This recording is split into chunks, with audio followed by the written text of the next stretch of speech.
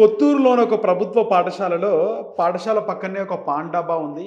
So, pan డబ్బాలోని వ్యక్తులు first ఫ్రీగా చిన్నారులకి పాఠశాలలో చదువుకునే చిన్న పిల్లలకి ఫ్రీగా చాక్లెట్‌లు ఇవ్వడం జరిగింది.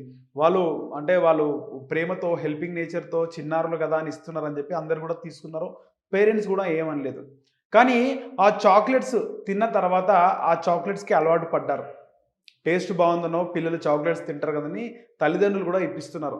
మొదలు ఫ్రీగా ఇచ్చిన ఆ చాక్లెట్స్‌ని ఆ తర్వాత రూ. 20 ఈ చాక్లెట్స్ అని ఆ పాన్ డబ్బా నిర్వాహకులు చెప్పడంతో పిల్లలు కావాలన్నప్పుడు పేరెంట్స్ ఇప్పించడం సర్వసాధారణం. సహజంగా ఇప్పిస్తూ ఉంటారు. సో, అలాగే ఇప్పించారు.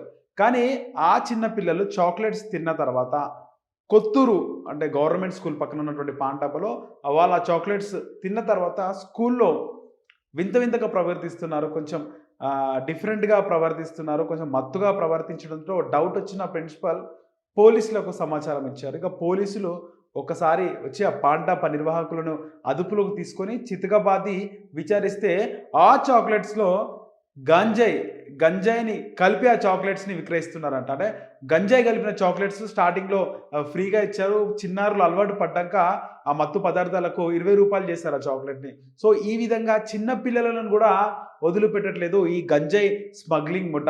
సో, చిన్న పిల్లలు ఎవరైనా చాక్లెట్స్ ఇస్తే జాగ్రత్తగా ఉండాలి. పేరెంట్స్ గూడా వాళ్ళు గూడా అడ్వైస్ జేయాలి. ఆహ్, చిన్న పిల్లలకు సంబంధించి స్కూల్ దగ్గర గాని, లేకపోతే వాళ్ళు స్కూల్ నుంచి వచ్చే క్రమంలో, స్కూల్‌కి వెళ్ళే క్రమంలో ఎవరైనా కొత్త వ్యక్తులు చాక్లెట్ గాని ఏవన్నా ఇస్తే, తినే పదార్థాలు ఇస్తే ఖచ్చితంగా తీసుకోవద్దని ఇక్కడ తల్లిదండ్రులది గూడా బాధ్యత తప్పకుండా ఉంది. ఎందుకంటే ఇక్కడ చిన్న పిల్లలకి ఎవరు గూడా ఎవరికి ఏం కాలేదు.